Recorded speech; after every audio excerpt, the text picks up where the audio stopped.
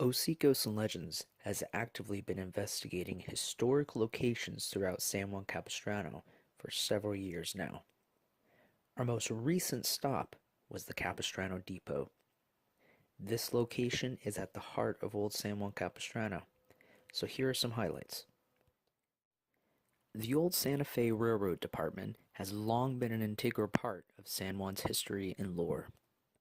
It all began in 1887 when a railroad track was laid through the town to connect Los Angeles and San Diego. First, a Nordic-style wood frame building was erected and then replaced in 1894 by the present-day mission-style building. The new brick depot was at first only a small cube with a bell tower, a telegraph office, waiting room, and storage room for the freight. The roof tiles themselves are believed to have come from the mission ruins. The depot has been the scene of any number of events, some historic, and some with a degree of levity. One of our most favorite figures and stories from San Juan Capistrano is from the infamous Modesta Avila. In 1889, Modesta Avila strung her laundry across the tracks to protest the railroad's existence and was sentenced to San Quentin for her misdeeds. It has long been believed that the ghost of Modesta Avila still lingers in old historic San Juan Capistrano. We also believe we may have captured her on various investigations. In 1925, San Juan was the scene of the last great train robbery in Orange County. On September 25, 1942, during World War II, a special train arrived unannounced, but soon it became apparent that President Franklin D. Roosevelt was on board. Earlier, the town had been aroused when Marines arrived in trucks and surrounded the depot, and some were even posted on top of nearby buildings with machine guns. A limousine had picked up the president at the depot. He was then driven to the mission and paused by Father Arthur Hutchison to be blessed. Roosevelt then went on to Camp Pendleton for a visit. Traveling by train ceased in the 50s, and the depot was boarded up from 1966 to 1974. Next came the restaurant period. Several came and went, but Sarducci's restaurant is most well known for its successful operation in place of the depot.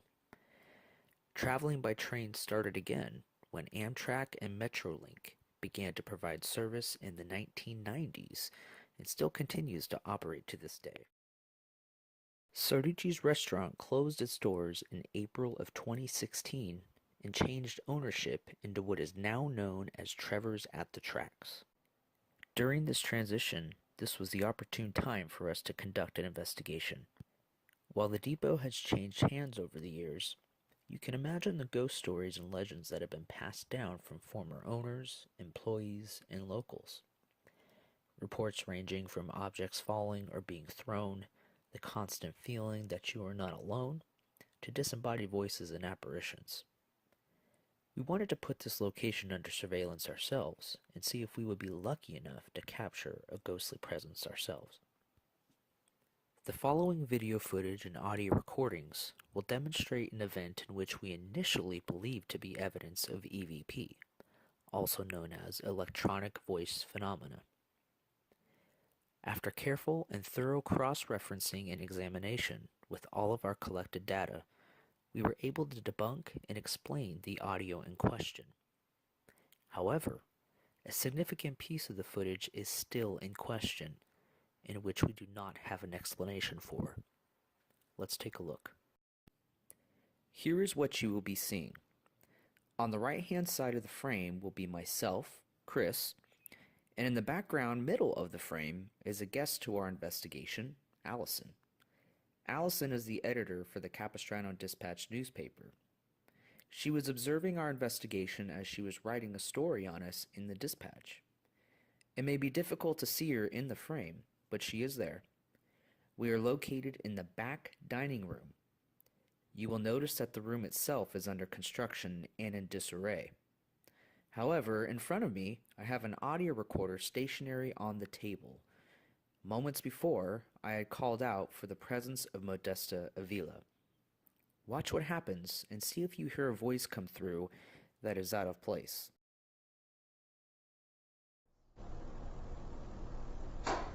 Dear God, what was that?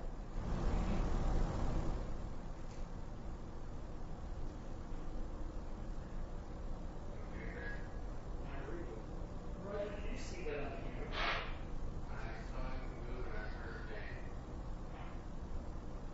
My radio just fell on the floor, but I really don't know where. This time is 12:44 on the TV. All voice down on camera.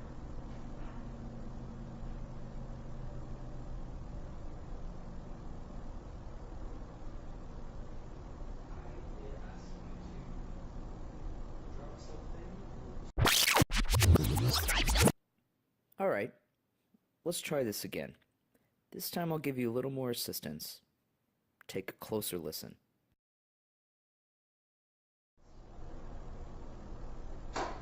Dear God, what was that?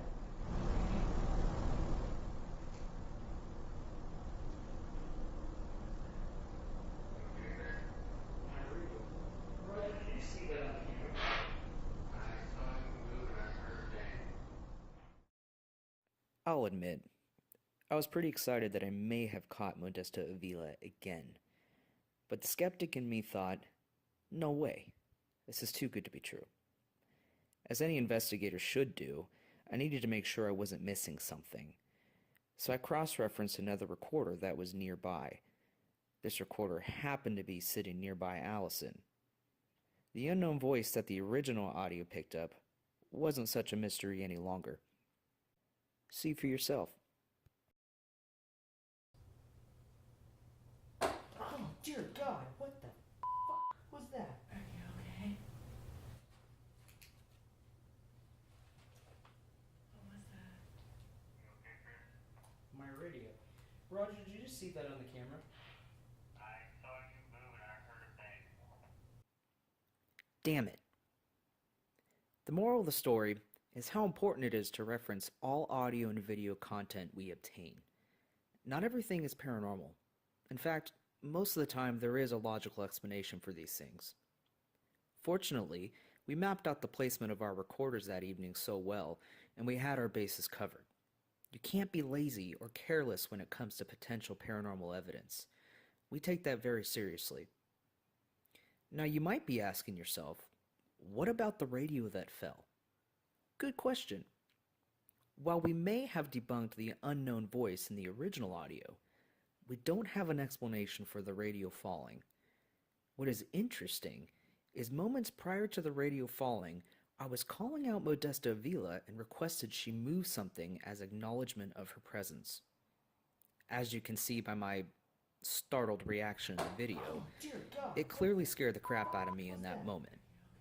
Did I get what I had asked for, or was this pure coincidence? To the best of my knowledge, my radio was securely stationed in front of me on the table, and I was standing completely still. I may never know the answer to this question, so along with many other strange occurrences we encounter, I may just need to file it away as being unexplained.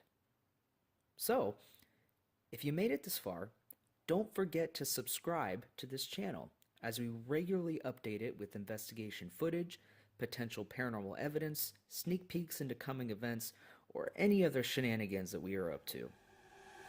That being said, this is Chris August from OC Ghosts and Legends, and I thank you for watching.